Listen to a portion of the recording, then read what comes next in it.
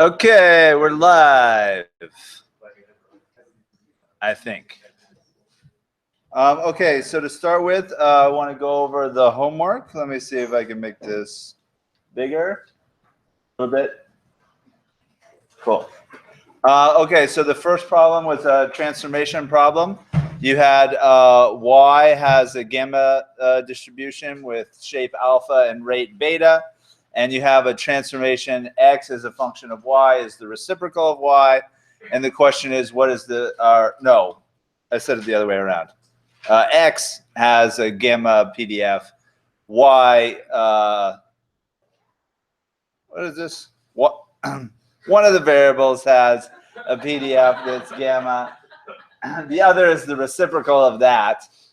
What is the PDF of the transformed parameter? So to start with, we have to take the derivative of the transformation into the variable that we want the PDF of. In that case, that's -1 over y squared. And as I said, on CourseWorks, we previously only dealt with the situation where the transformations were strictly increasing. Occasionally you'll come across a transformation such as this one, which is strictly decreasing because y is positive, so -1 over y squared is going to be a negative number, and all you have to do in that situation is multiply by the absolute value of the derivative when you substitute, and multiply that by the PDF when you substitute x written in terms of y. So whichever way I said on the homework, the PDF of y given alpha and beta is just the gamma PDF substituting 1 over y everywhere where you saw x, and then multiplying by the absolute value of -1 divided by y squared. You can manipulate this around a little bit and get this PDF on the right here, which is the PDF of the appropriately named inverse gamma distribution. This inverse gamma distribution is probably overused. It is conjugate with for the normal distribution. So if you have like a normal distribution with the unknown standard deviation sigma, the inverse gamma is the variance is sigma squared. Inverse gamma is the conjugate distribution if you have a normal likelihood with a inverse variance.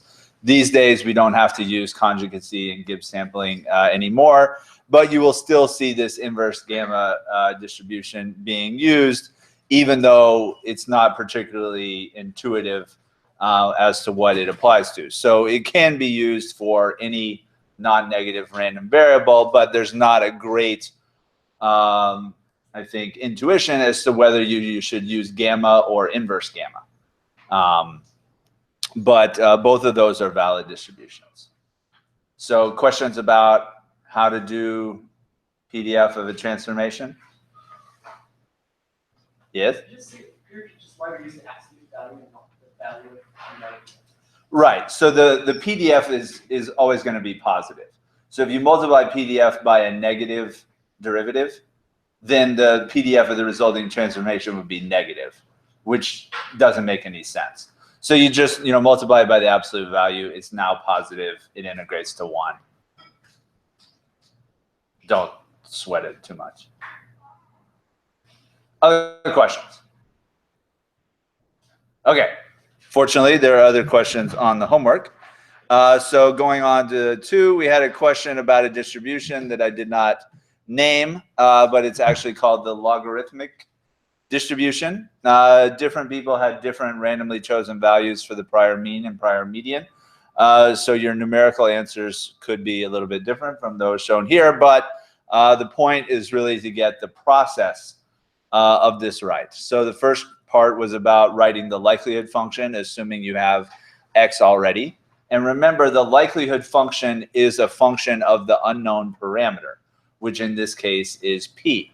Everything else, namely x, is fixed. It's observed. It's data. It's not going to change.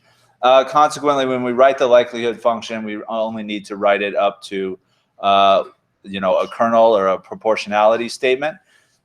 And that x in the denominator can be considered a constant. So if you pull out the -1 and the log 1 minus p, raise that to the 20th power if you have 20 observations, and then you have a product of p, which doesn't depend on I, raised to the power xi, and you can rewrite that as p raised to the power the summation of the x.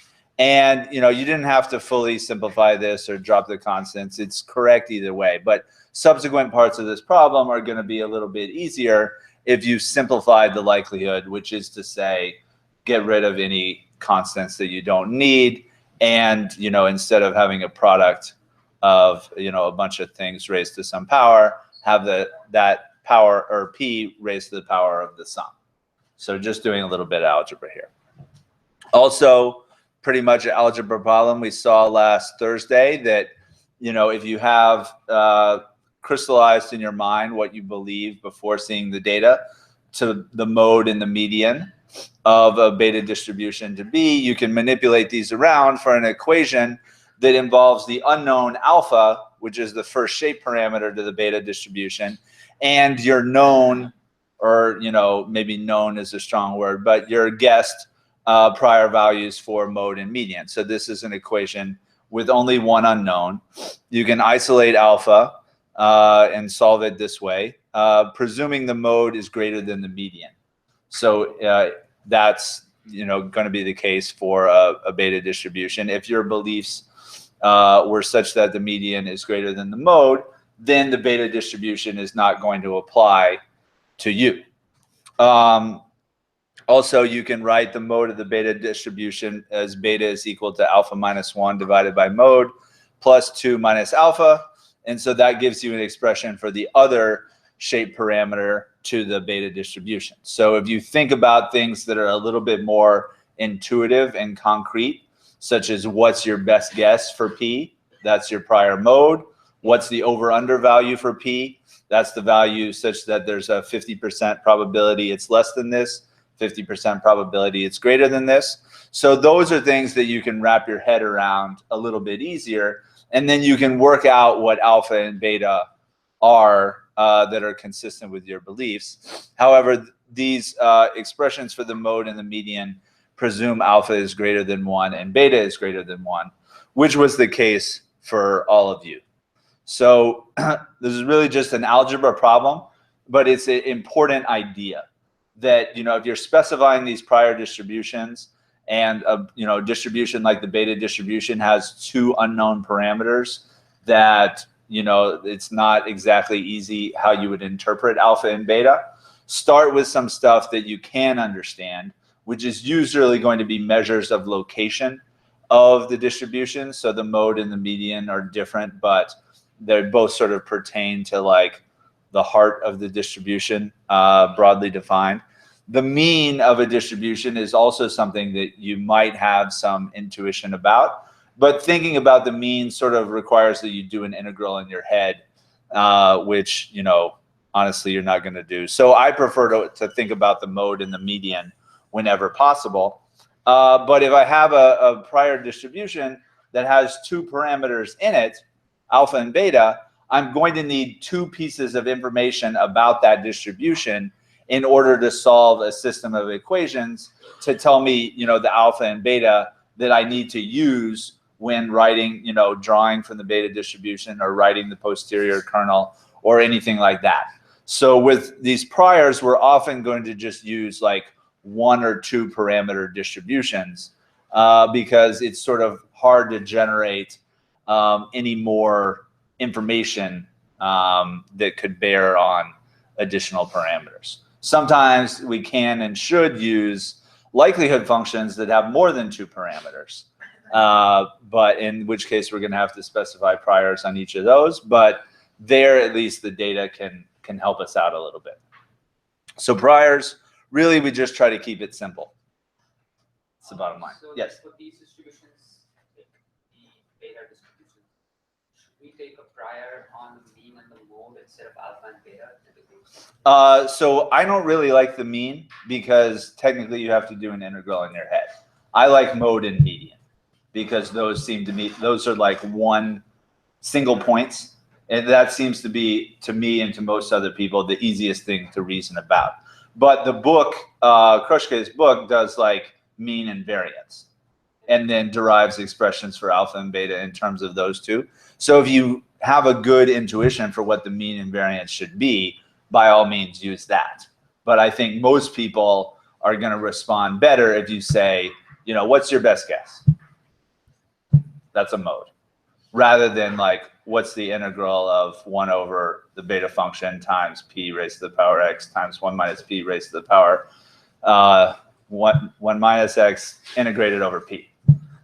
Very few people are going to be able to give you an answer to that question, even though you just ask them, like, what's your prior mean? Okay, so prior predictive distribution. A lot of people on Piazza had some trouble with this. So this is for a mode of 0.7 and a median of 0.6. Your values were different randomly from that. So you use the expressions just derived to obtain alpha and beta. And so the prior predictive distribution conceptually, before you observe the data, it's just going to be the integral from 0 to 1 of the joint distribution between p and x. So you can multiply your beta prior for p by this logarithmic PMF for x, and the x's are independent, so you can, you know, multiply them together and whatnot. So you integrate that from 0 to 1 to purge p, and now you have a PMF for x that depends only on alpha and beta now. And so that's the same thing as integrating the joint distribution, you know, integrating p out of that. However, in this case, like a lot of other cases, this integral is impossible to do. So if you could do it, great. You could draw from the distribution of x directly. If you can't do that integral, it's really no problem, because you can draw from the joint distribution of p and x fairly easily. And if you have a draw or a set of draws, but in this case just like one draw from the joint distribution, then you have both margins. So this is really just another way of doing a variation on the bowling problem. We didn't need to come up, you know, with an explicit form to draw from the second roll of a frame of bowling. All we had to do was draw what happens on the first roll, and then draw what happens on the second roll conditional on the first. And now we have both margins, both rolls for a frame of bowling. So you can do that over and over and again if you want, and, you know, plot distributions. This problem only asks you to do it once, but this is really a critical idea for the sort of simulation approach to Bayesian inference. Just draw from the joint distribution of something, and then if you care more about one margin than the other, just, you know, throw the margin that you don't care about away and look at the margin that you do care about. Make a plot of it, make a summary of it. So this is really just, you know, drawing from the joint distribution of p and x, and then, you know, using those. So we draw from a beta prior given your alpha and beta, and then you need to use the sample function, who has 4 arguments. I think they are explained pretty well in the help page, but there were a lot of questions about that on Piazza. So you just say x will sample this from the sample space, which will, you know, technically the sample space is all positive integers, but it's very unlikely that you would get a large integer, so we'll just stop it at 10,000. We want to take sample with replacement, so these draws are going to be independent of each other. We want a sample of size 20, and then what's the probability? So this prob argument is a vector. It's going to be of the same length as omega, telling R what's the probability of getting this or that positive integer. And so that is pretty much just taken from the PMF that is given at the beginning of problem 2. Only difference, we're evaluating it at the realization of p that we got from the, drew from the beta distribution. So we have p tilde over here, we have p tilde over there, and the log 1p function is equal to log of 1 plus x, it's a little bit more numerically stable. So we just put in negative p tilde there. And now we have these probabilities for each element in our sample space, and we can draw 20 values. You didn't have to, but I put a frequency table here. 11 was by far the most, or 1 was the most popular draw. It happened 11 times. That's actually the mode of the logarithmic distribution. And then there were smaller values of, other like single digit integers. In this case, I drew 9 once, which is a pretty high value given this p tilde. And so certainly values of x that are much higher than this, such as 10,000, have virtually zero probability of occurring here. So this is a distribution for like smallish integers, but there's no sort of theoretical limit on how big x could be. Other questions? Or any questions? Any follow-up questions to the like 20 questions on Piazza that I answered about this part? Yes. So the x value is very small. Does it mean that the distribution of p and h is very skewed? Yes. Right. So it's like for all intents and purposes 0 past like 10, and we took it all the way up to 10,000 just to be like dead sure that we had it all covered. Other questions? Okay. So once we have x, this x right here, it's no longer a random variable. It's a constant. It's data. We have it in our hands, metaphorically speaking. By hands, I mean in your computer's memory. So the kernel function is a function, mathematically speaking, of p. The x is not, it's not a function of x. X is an argument or like an additional constant that goes into it. I realize there's a little bit of ambiguity when I say function in the mathematical sense and function in the R sense, like define an R function. Because when you define an R function, you have to specify all the arguments, which in this case are p, x, alpha, and beta. But x, alpha, and beta are just constants. So like the essence of a function has to be, you're evaluating it or could evaluate it at different values for some of the arguments. And the argument in question here is the first one, p. So we want a posterior kernel function for p. And as we said last homework assignment, you need to try to get in the habit of writing out these things in terms of log units. And then if you want to, you can anti-log the result at the end. When we do things in Stan, we don't even bother to anti-log the thing at the end. So you definitely do need to get in the habit of working in log units. And this avoids the problem known as underflow, which is you multiply a bunch of pretty small numbers together. Eventually it gets to the point where it's such a small number that a computer like yours that's doing in floating point arithmetic can't distinguish that from 0 anymore. So it's just, I'm going to call this 0. And then you multiply a bunch of things by 0 and it just stays 0. So you don't actually get this variation when you do it that way. However, if you do things in log units, then all these products become sums. If they're small to begin with, then the logarithm is negative, and so you end up adding up a bunch of negative numbers. But computers can do that with a lot more accuracy than they can multiplication of small numbers. Also, for pretty much the same reason, it's preferable to use the log 1p function rather than the plain log function. So here we have a kernel function. We specify d beta p with shape 1 alpha, shape 2 beta, and log equal true, which is not the default, but it should be the default for you to put the beta PDF in log units.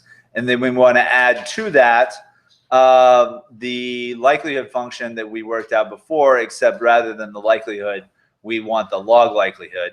So if we take the log of this thing on the left, we're going to have 20 times the log of that thing in parentheses, plus the summation of this times log p, which is what I had in our code here.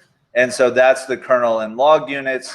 I can call e raised to that power to put it back into probability units. And even though this might be a small number, it's a small number that the computer can sort of accurately distinguish from 0. And that can sometimes be important when doing things like trying to integrate the kernel function to obtain the denominator of Bayes' rule.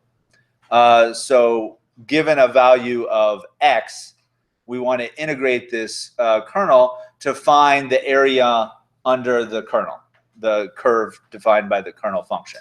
But this thing, even though it's sort of written in the denominator as f of x, it's really just a number rather than a function, because we're only interested in evaluating this function at one value of the vector x, namely the value of x that we have in our hands. And that's really what distinguishes us from frequentists. All the frequentist probability are pre-data statements. Whereas, you know, the Bayesian, you start with your prior beliefs and then you actually observe data and you're conditioning on that data. You're conditioning on that data only to obtain your updated beliefs about the parameters. So this thing in the denominator of Bayes' rule, it's not really a function because we're only interested in evaluating it at one multidimensional point. We're not interested in evaluating it for any, you know, data sets that we don't have. So it's really just a number, an area. And it's the number that makes the posterior PDF of P conditional on X integrate to 1. So we just call the integrate function, lower bound equals 0, upper bound equal 1. We can specify the other arguments to our K function by passing them through the ... argument of the integrate function. Extract the value, so this trips some people up. A lot of functions in R return a list. So integrate will return the value and also an estimate of the error bound and like whether there was a numerical error and some stuff like that. Anyway, if you do it right, all you have to do is extract the value. In this case, it comes out to some extremely small number. And that shouldn't be too surprising because the exact sequence of 20 X values that we drew or some permutation of it is extraordinarily unlikely when we consider all the things that X could have been. But whether this is a large number or a small number, it's the number that is the area under the kernel. We divide the kernel by this denominator. Now we're going to have a posterior PDF that integrates to 1. Questions about that? No? You sure? Everybody got that right? My posterior PDF integrated to not 1, but like a clear. Then it's wrong. Yeah. Okay. Well, you know, the TAs will figure out what you did wrong. But, you know, if you have a kernel function, even if you have a wrong kernel function and you divide by what it integrates to, the resulting posterior PDF, although it may be wrong, should integrate to 1 because you've divided by what the thing integrates to. So that seems like a hard error to make. All right. Yes. So just a clarification, you're adding in the log kernel there because it's the whole thing's logged and that's multiplication. Yeah. So I convert all these multiplications to sums of logs. For computational. Yeah. And then at the end, I do e to the all that to put it back in probability units if I want. Should we do that? Yes. Okay. Get in the habit. Your computer will thank you. Okay. So posterior PDF. To make a plot of that, we just have to divide our posterior kernel by the area in the denominator that we just came up with in order to obtain, you know, a smooth curve over the sample space omega. And this is going to integrate to 1. And the sample space in this case is the interval from 0 to 1. So the curve function, its first argument is a little bit different from integrate. This takes an expression rather than a function, but you just got to get used to that. From 0, 2 to 1, and then you can, in order to get the axis name come out right, you can say that the the name along the x-axis is P, And so we get this posterior PDF. Again, you can see that the PDF can be greater than 1 because it's not a probability. It's the slope of a CDF. And it's pretty much very little volume out here. And then we have, a mode that's around 0.8, a little bit less, etc. Anyway, this represents the state of our beliefs about P, given what we started with in terms of our prior, and then conditioning on the 20 values of X that we drew. And so at this point, all that's left to do is describe your PDF, whether that's with a picture, numerical summary, random draws, whatever. Now you're just sort of describing what you believe now about this unknown parameter. Just one value of P, that's where it's pointed at that point. It's just one value of P? What? Because we drew only one value from the prior, that's why it's just like focused on that value, whatever that be. Oh, yeah. So, 20 observations may not sound like much, but it actually provides like a pretty good amount of information. And since those 20 values of X were conditioned on the 1P that you drew, and different people would have gotten different P's, you should get something whose mean, median, and mode are pretty close to what you started with. Not exactly, pretty close. Okay, and so what is that mean? In order to get the expectation of a posterior distribution, at least in one dimension, we apply the definition of a conditional expectation. So here we want to integrate from 0 to 1, the integrand P multiplied by the posterior PDF of P conditional on X, as well as technically alpha and beta, integrate over P. So we just need to define that function, call integrate on it in much the same way we obtained the denominator. So I have a function called PF underscore P, where I do all that, integrate it from 0 to 1. The value comes out for me about 0.75. But that's going to depend on what alpha and beta you started with and what P you randomly drew, etc. So again, the exact numbers, not very important.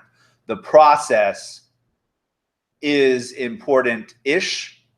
Conceptually, it's important, but in practice, we're usually not going to have models with one parameter, in which case numerical integration is not really going to be feasible. Numerical integration works really well in one dimension and maybe like 2 or 3 dimensions.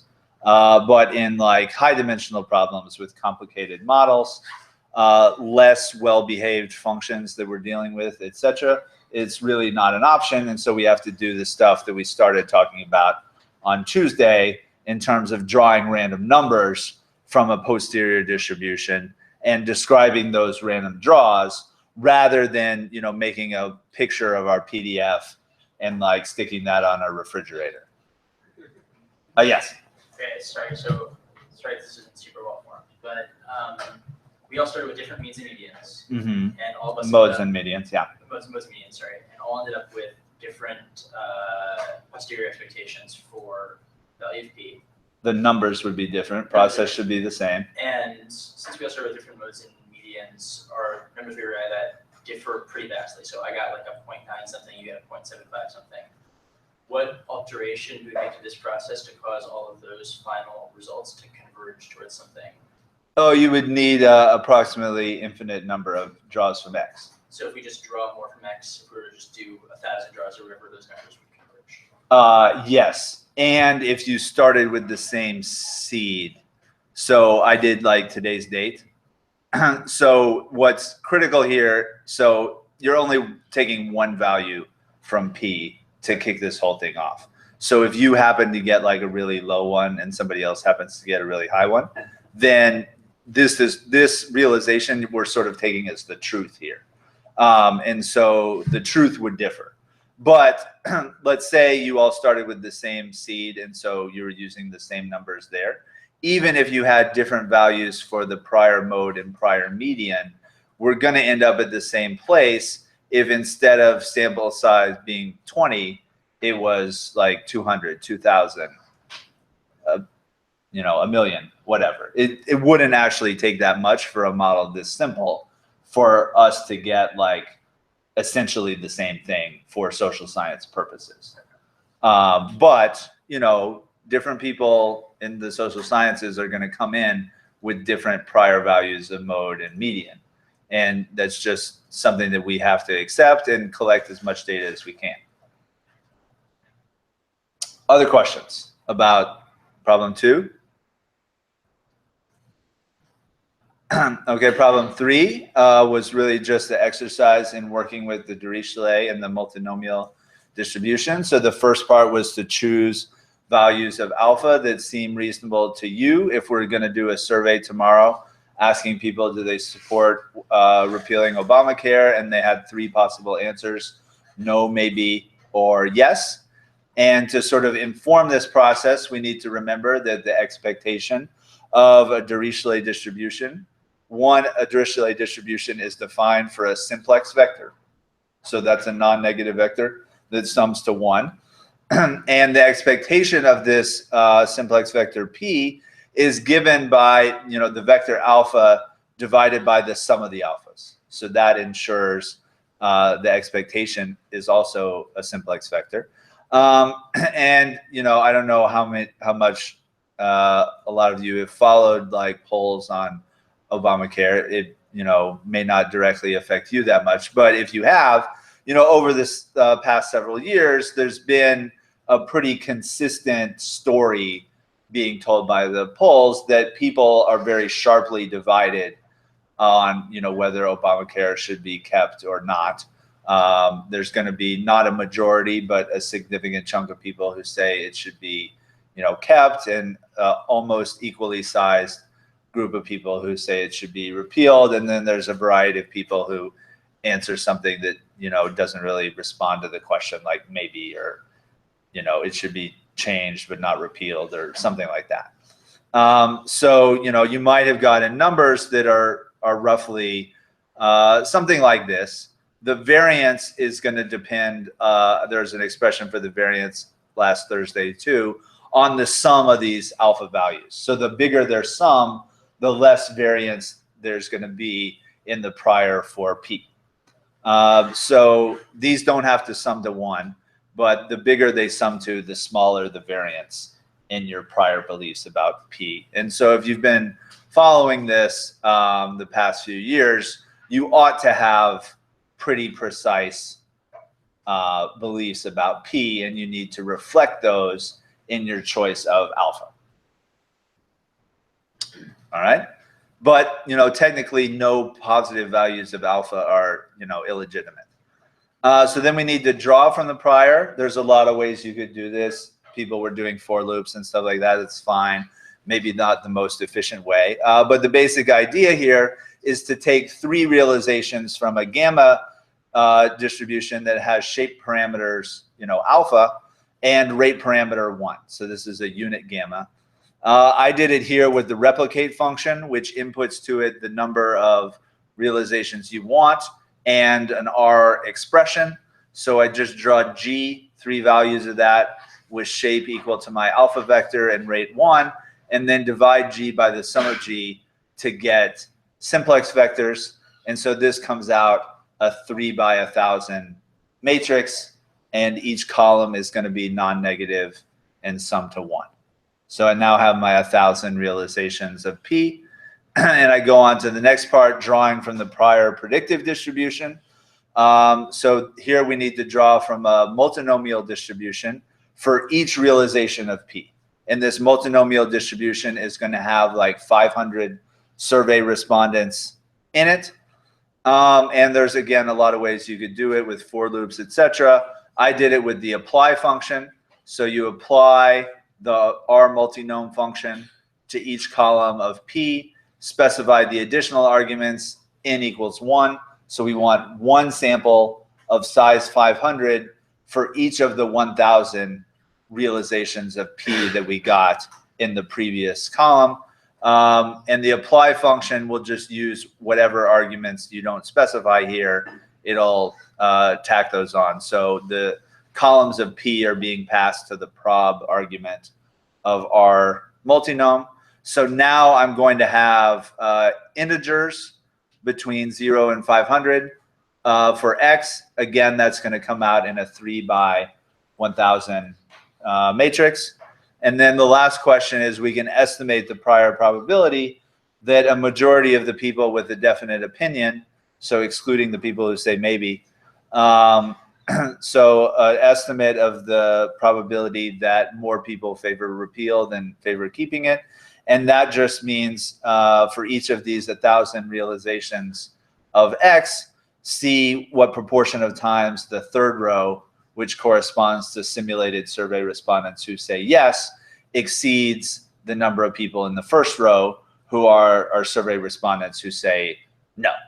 And in this case, for me, it comes out to like 52.7% of the time in these simulated surveys would, more people favor repeal than favor keeping it. Your answer may differ depending on one, what values of alpha you chose, but also what random number seed was applicable when you started drawing from these distributions. So this is just a little bit of practice with the Dirichlet and the multinomial distribution. We're going to see the Dirichlet and the multinomial in the video and the reading for next week, which is actually a very substantive and broad application of Bayes' rule in political science, if not social sciences, more generally. Questions about that? Yes? It's unclear to me exactly how to express my prior beliefs with the alphas. Like, what's the relation? Right. So your prior expectation is alpha divided by the sum of the alphas. So basically, the alpha in proportional terms is what you believe is the expectation for P. And I'm saying, you don't have to actually have an opinion, but if you've been living in the United States for the past, 8 years or so, opinion has always been pretty divided on whether Obamacare was a good thing, with like approximately equally sized pluralities, favoring repeal, favor keep it, with like a small-ish number of people who like say some intermediate position. So you're like, a good answer would have had a higher number on the left and the right and a lower number in the middle. But in this case, like, what matters is sort of the relation between the numbers? Yeah, them in proportional terms, that's the expectation. The variance, so how concentrated this thing or how diffuse this thing is around its expectation, is going to depend on the sum of all these. So if I put in like 0.39, 0.2, and 0.41, that would have been the same expectation, but it would have allowed a lot more prior uncertainty around that expectation. Is it like for like most distributions? No, it's specific to the Dirichlet. But if you've been following this, you shouldn't have diffuse beliefs about what this P vector is going to be. Like, you virtually know it within like maybe a couple percent either way. So you should be using, not small values of alpha here. Yes?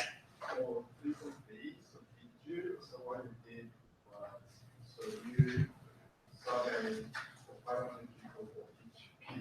Uh-huh. So why did you get only and how many to get 500,000? So the R multinom function is it's the multinomial, not the categorical. So it already summed my hypothetical survey people. And so these X's are not going to be zeros and ones.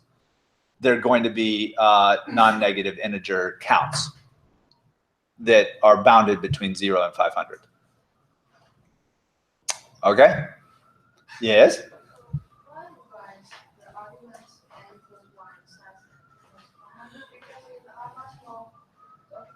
The M is the normal random vector. Yes.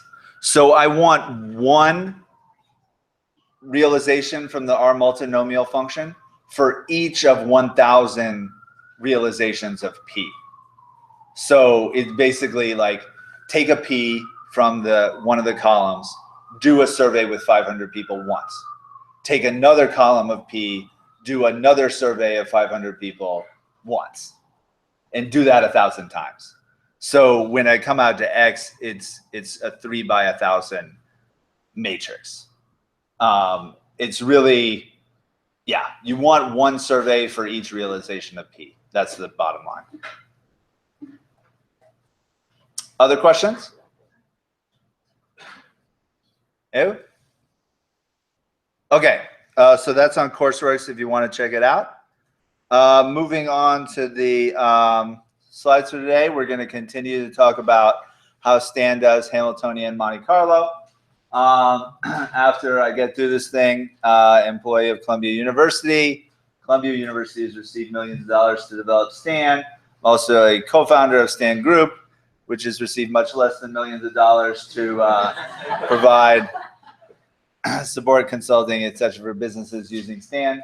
That somehow I have to disclose this and Columbia doesn't. I don't know. But according to Columbia University policy, any such person like myself who has equity stake in or expected to earn more than $5,000 per year from a private company such as Stan Group is required to disclose these facts in presentations. So I've now said that like 15 times this semester, but now we're actually starting to get into talking about how Stan works. So we're going to talk about that and why it tends to work well. There was still a lot of confusion. Part of it is my fault because I uploaded the wrong things originally on how to find your assignment 1 that has comments on Courseworks. So if you still haven't been able to do that, talk to Terry or Imad after class.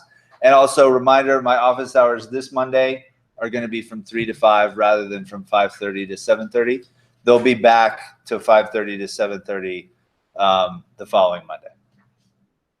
Okay. So what is Stan? Stan is actually a very like octopus-like thing that we refer to a lot of different things as sort of collectively understand. So Stan, first of all, it's a computer language. Like R is a computer language, Python is a computer language, Java is a computer language, etc. But it's a language that is customized and specialized for specifying operations with probability distributions. And so in that sense, it is a probabilistic programming language, which you can look up on Wikipedia to see other examples of that. But basically, it's a language that's intended to do like one thing and one thing only, which is to ultimately specify what the kernel of your posterior distribution is in log units. So that's ultimately what we're doing with the Stan language. We're not going to touch the Stan language until like April. But the things that we're doing in the meantime are sort of taking input from you and translating it into the Stan language. So it's not really your responsibility to learn how to use the Stan language until April or so. So once, one way or another, either you input it directly or you input indirectly what your posterior kernel is in log units using the Stan language, then there is a translator from the Stan language, which is intended to be read and written in by humans, to C++. And this C++, if you know C++, it's somewhat readable. It wasn't really intended to be read by anyone but your computer.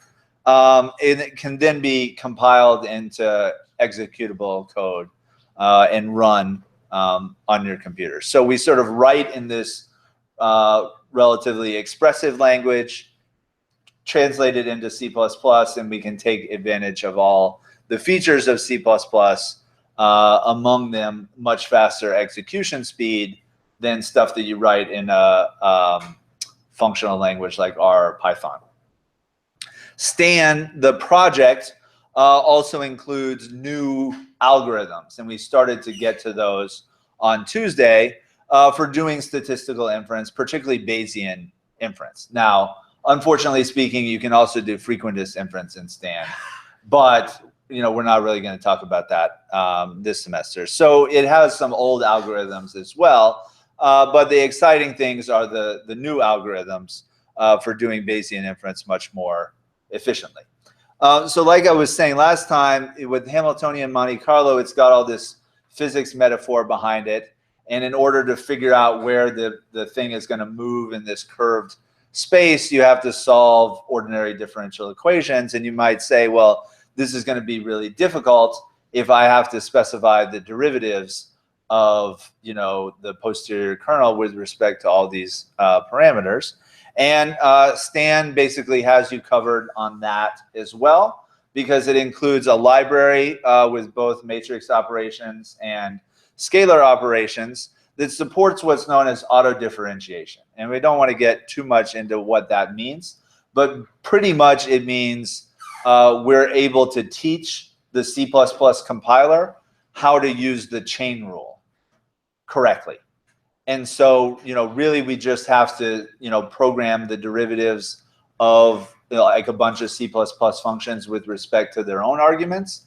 And then we don't really have to worry about like chaining a whole bunch of things together or summing up a whole bunch of derivatives, you know, with regression coefficients and stuff like that. The computer, in the process of making the binary executable object file, in that process, which actually takes like a minute for the computer to figure it out, it's because it's figuring out how to do all the chain rule for us. And that makes things a lot simpler, particularly as you, as the user, you pretty much don't have to worry about derivatives at all, at least conceptually, because Stan knows the derivatives of the functions that it supports, and the C++ compiler can be taught how to do the chain rule. And so that pretty much takes care of the differentiation in an automatic fashion, and that's why it's called auto differentiation.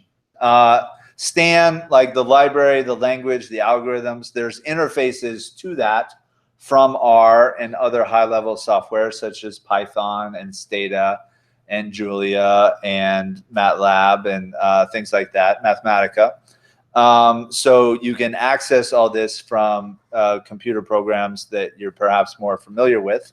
These R packages and Python, whatever you call them in Python, include supporting functions, particularly those after you've estimated the thing, which will help you diagnose problems and interpret the output. And Stan also includes by now a large community of users and a not small community of developers that, you know, do presentations and answer questions on Stack Overflow and things like that to help you, well, not you, but maybe after this class, help you, you know, use Stan. So Stan's a lot of different things. We're going to be, you know, picking up different pieces of this, you know, over the course of the semester. But ironically speaking, the language part is what we're going to get to last. What we were talking about Tuesday and are going to continue talking about today are mostly on the algorithm side and why those are useful for us. So here's basically the workflow for calling Stan from R. And there's an R package called OurStan that automates some of these things. So you, maybe not you specifically, but you know, maybe with the help of some other computer program, write a program in the Stan language. Traditionally, that is going to have a .stan extension, but it's really just a text file that communicates the posterior kernel in log units in the Stan language, which is not too different from the R language, but really it's almost like defining an R function that evaluates your posterior kernel in log units. So we'll get to that eventually, but it's going to be a couple months. And then Stan's parser checks that your Stan program is valid. If you made like a syntax error, it'll tell you pretty well what and where that is. And then it generates a conceptually equivalent C++ file in a temporary file on your hard disk. The C++ compiler will then create a binary executable file. C++, the reason why it's used, not only because it's fast, but because it has features like operator overloading and templating that facilitate auto differentiation. So if you have some C++ statement like x is equal to mu plus sigma times z, we can automatically store the, the derivatives of those things, and it'll handle the chain rule for us. But if, mu or sigma or z is a constant, then Stan is smart enough that it doesn't need to waste time differentiating with respect to a constant. It only needs to differentiate with respect to unknown parameters that we're seeking the posterior distribution of.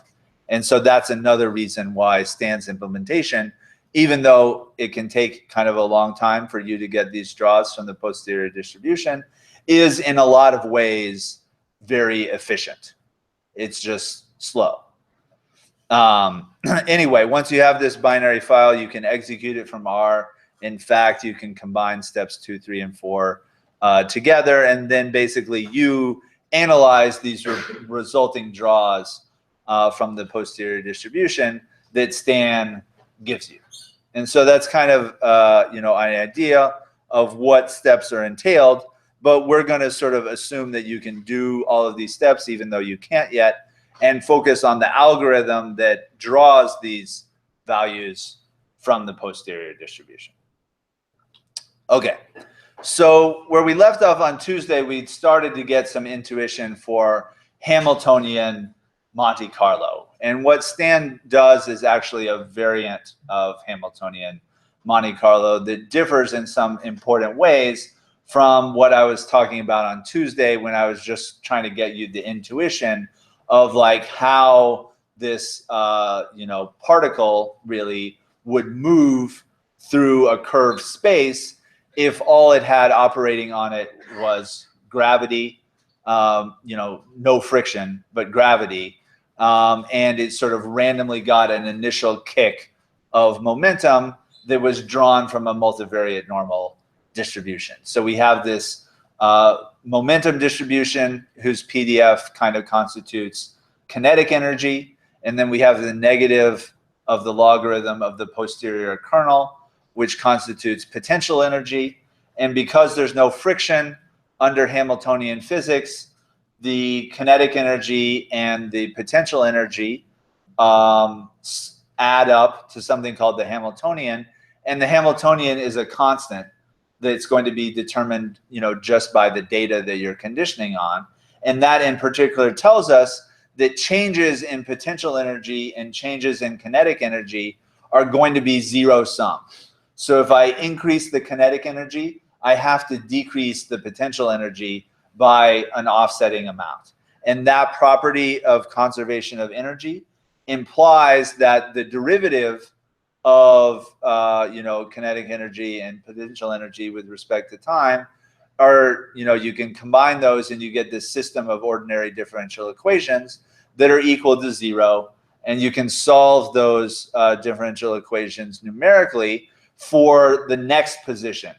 And then once you have that, you can figure out the momentum at that position, and then you can figure out the position after that with sort of a minor discretion of continuous time into small steps of time.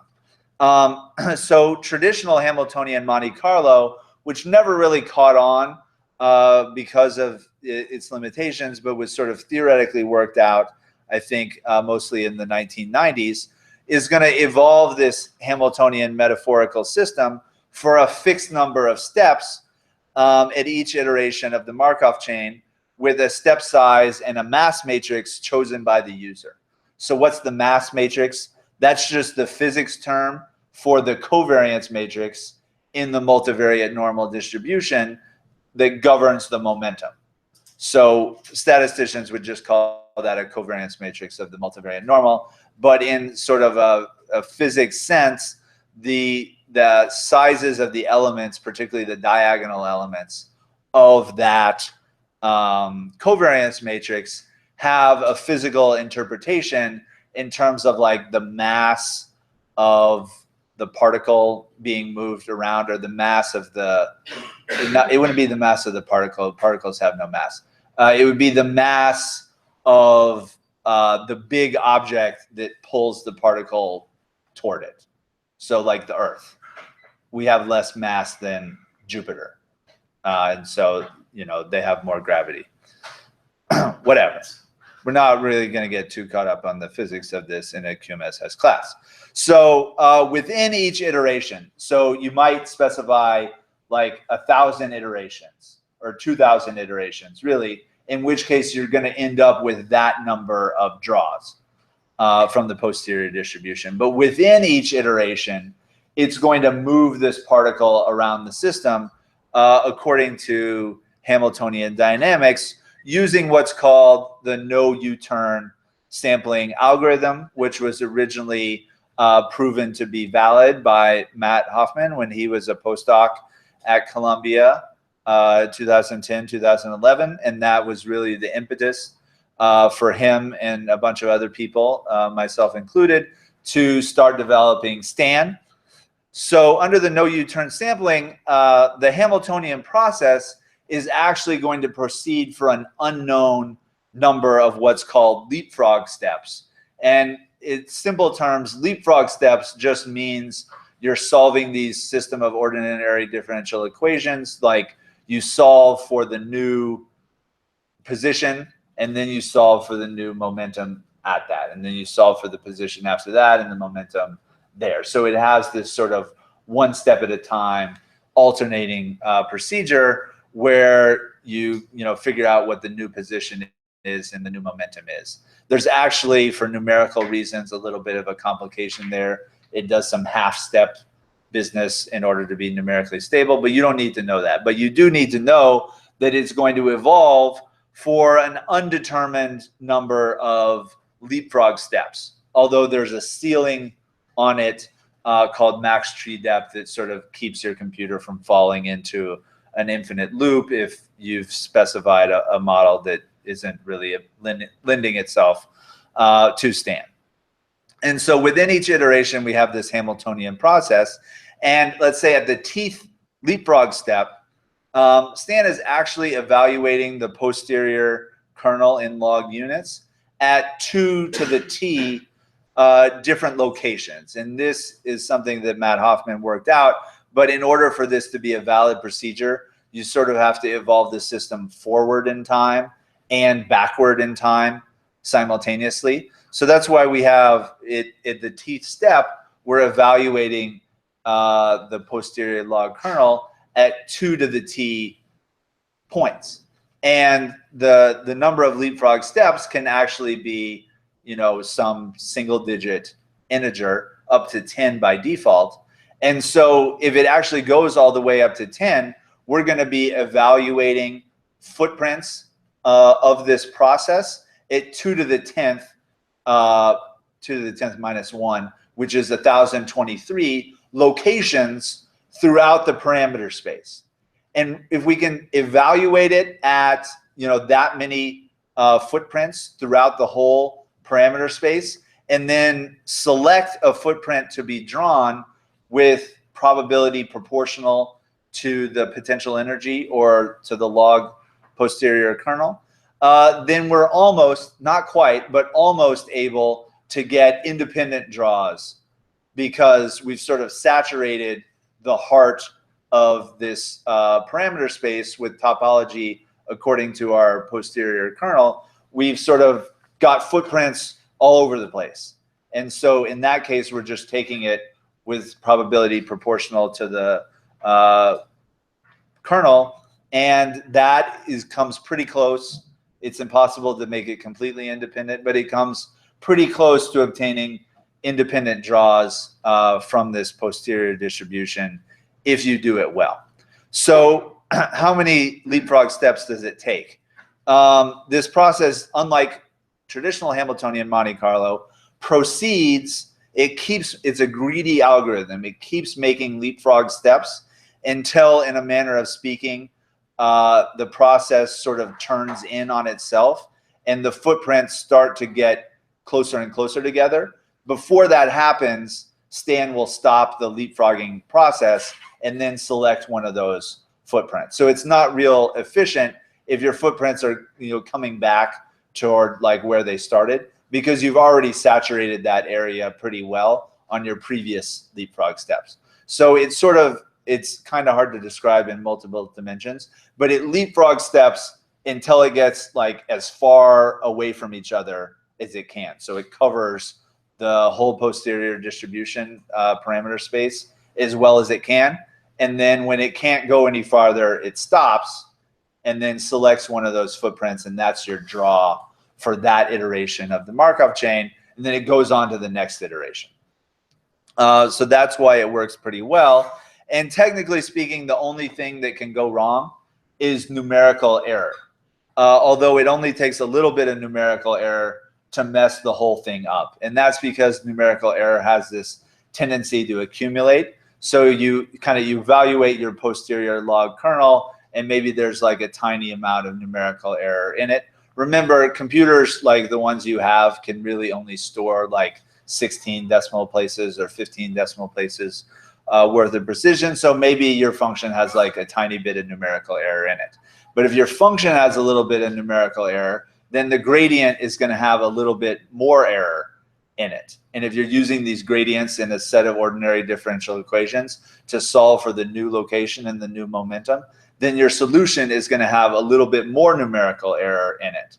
And if you're doing this greedy algorithm where you keep taking more and more leapfrog steps, as you do more and more leapfrog steps, it actually has a tendency to like counterbalance the error. But if it has too much error, the numerical error snowballs on itself, and you can get something that is sort of not corresponding to theoretical Hamiltonian physics. And so a little bit of numerical error can actually mess up the whole process. So that's why we have to be pretty diligent about, doing things like log units and log 1p and stuff like that to keep things precise. So the no U-turn sampling, or the nut sampling algorithm, actually has several phases in it. So almost all MCMC algorithms are going to have two phases, a so-called warm-up phase. Other algorithms will call this the burn-in phase, where the draws are not being stored in the computer's memory or on the disk or anywhere. All it's doing is, trying to get itself in a better state. The post-warm-up phase is when it's actually going to save the draws. In the case of R, they're going to be saved in memory. And then when it's done, you can analyze functions of those draws to summarize your posterior beliefs. So we have like the warm-up period, which is not saved, and for lack of a better term, the post-warm-up period, which is saved. But within the warm-up phase, there's actually subphases or windows. So the initial window, when you first start a Markov chain, it's going to move from its starting point, which can be pretty arbitrary, to what's known as the typical set. So we talked about Monte Carlo integration, that you can take a bunch of draws from the posterior distribution and average them. That thing converges to the expectation of some G function. But technically speaking, you don't actually have to draw from the posterior distribution in order for that convergence to the expectation of a G function to hold. You really only need to draw from the heart of the posterior distribution, and that heart is called the typical set. And if you're drawing from that typical set, the average of such draws is also going to converge to the expectation of some G function if the expectation exists. And so, you don't really have to go out through the whole parameter space. You just have to go out through parts of the parameter space that have a high value of the kernel, and the kernel has to be sort of flat-ish enough in that region so that there's enough volume there.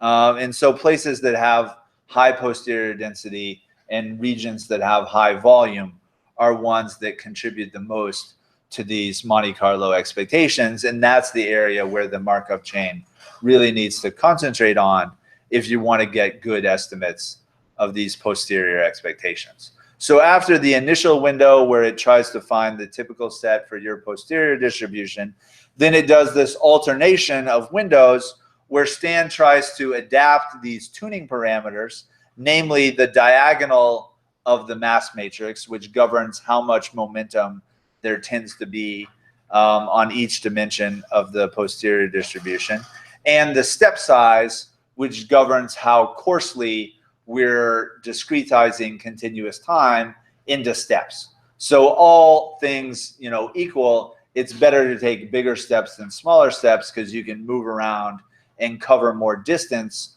through the sample space of the parameters more quickly.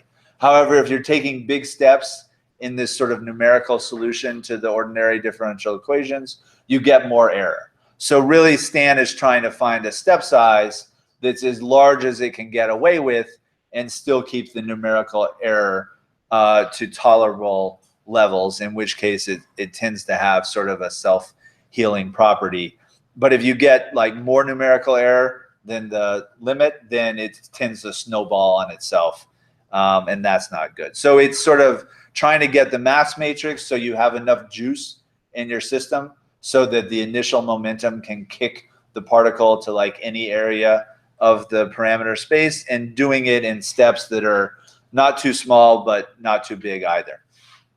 After the warm-up phase is done, the tuned mass matrix and the step size are frozen, and then we have a valid Markov chain that we can keep the draws from and use those to make inferences. And so Stan has a lot of like very advanced algorithms and, you know, people who understand physics and whatnot working on it. But really the reason why Hamiltonian Monte Carlo didn't take off and Stan's version of Hamiltonian Monte Carlo did is because these tuning things, like the number of steps and the step size and the diagonal elements of the mass matrix, are really hard for a person to do, you know, in advance. But it's something that the computer can do for you to figure out the optimal values of those during the warm-up phase. But it's not entirely a foolproof process. It works pretty well for a wide class of posterior distributions, but then there's sort of a little bit wider class after that where you kind of have to give Stan some hints as to how, you know, to do this, and then Stan will be able to manage. But there's also posterior distributions that are still like too difficult for Stan, even though you can write them in the Stan language. So when we do Stan, you'll see we'll do this with multiple chains, ideally simultaneously. The default is 4, but actually I think 8 or more will be preferable, because we want to try to verify that each of these Markov chains has converged to the same distribution. This is technically guaranteed as the number of MCMC iterations approaches infinity, but no one has the patience for that. So we're going to do a finite, actually a very finite number of iterations, by default 2,000, half of which are warm-up and not saved, the other half of which are saved. And so then there's this question of whether they're sort of different chains close enough to each other in a finite amount of time. And I'll give you code for this, but there's actually a test for this convergence, but the tests assume the draws are independent, which they're not for the Markov chain. So in order to do this, there's a preliminary step where we have to thin out the draws in such a way that the remaining draws are not quite independent, but pretty close to independent. So when we see the code, it'll become more clear how to do this. By default, Stan calculates a simpler number called the R hat statistic, which is actually a special case of the test that I was referring to above. But it doesn't really take the form of a test. It just takes the form of a number that should be 1, like exactly 1 for all the parameters that you have. If that's the case, then there's a good chance that this is converged. But the R hat is not necessarily a foolproof statistic either. So we want to verify some of these other things. Stan will give you a large number of warnings in some situations. So if the numerical error is too big when it's evaluating your posterior kernel and its step size is too large, the leapfrogging process gets unglued from the surface that it's ostensibly rolling through. And when that happens, we say that the leapfrog process diverges, which basically means the momentum and the numerical error combined, it thought that it needed to take your parameter vector off to infinity. which is not right because there's not going to be any posterior density out there. But if that happens, there's going to be warnings in R, which you should definitely heed. There are some false positives with this divergence stuff, but assuming the warnings are genuine, that's a strong sign that your Markov chain is not moving through the parameter space in a very efficient fashion. And when that happens, the first thing to do is to give Stan a little bit of a hint, which takes the form of this adapt delta argument in R. The default value of that is 0.8, but it'll give you a warning suggesting that you set that when you call Stan to a higher value. This 0.8 is the default for the average acceptance probability when it does this leapfrogging process and assigns probability to the footprints that are proportional to the posterior kernel. By making that larger, you give Stan a hint to use a smaller step size, and oftentimes that makes the problem go away. If it doesn't, then you have to reparameterize your model, but you need to know the Stan language before you can do things like that. You may also get a warning about numerical exceptions saying like some parameter underflowed to 0.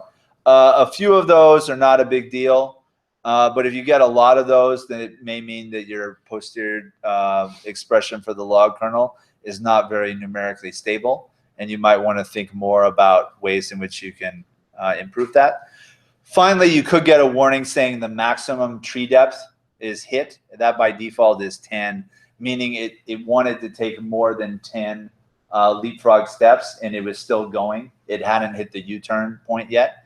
That's actually pretty rare these days, but if it happens, you can bump up the max tree depth to a higher value, and then that's going to make things more efficient. It'll leapfrog around your parameter space and get, cover the whole distribution better. So I'm sure you'll see these warnings when you start to use Stan, which is still going to be a couple weeks for us. So the final thing today, last couple minutes I have, is what's known as the Markov chain Monte Carlo central limit theorem.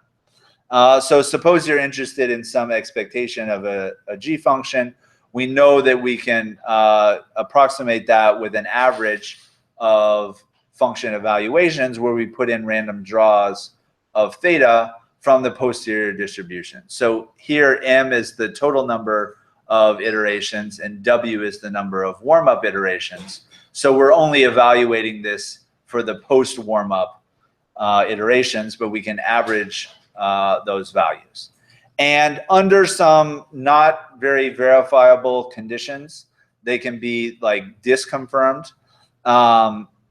Basically the conditions boil down to like, is your Markov chain being sufficiently efficient in its exploration of the typical set of your posterior distribution? Then we can claim that this estimate that we obtain by averaging the G function is going to be normally distributed, and the expectation is the true expectation that we're seeking with some standard error, which is the square root of a variance. So we could run a lot of chains and maybe estimate that standard deviation. It's called the Markov chain Monte Carlo standard error. But we can actually do this with just a few chains as long as we have a sufficient number of iterations. And that's because the posterior variance of this G function converges, or the V that we get here, that is the variance of the estimated mean, is sort of equal to the true variance multiplied by this factor 1 plus 2 times the infinite sum of correlations divided by M minus W.